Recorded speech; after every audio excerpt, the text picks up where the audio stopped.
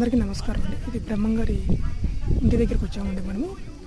ఇదేనండి బ్రహ్మంగారి ఇల్లు. చూడండి లోపల క్లోజ్ చేస్తున్నారండి కింద పడిపోయడంతో. ఇదేనండి బ్రహ్మంగారి ఇల్లు.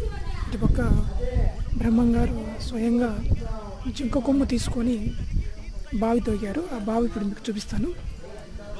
ఇదేనండి ఇల్లు. చూడండి చాలా అప్పుడు బ్రహ్మంగారు స్వామి ఇక్కడే ఉండించని.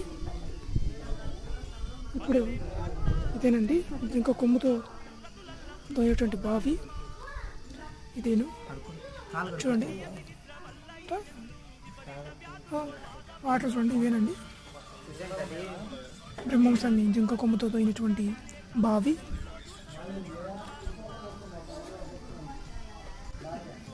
ఇదేనండి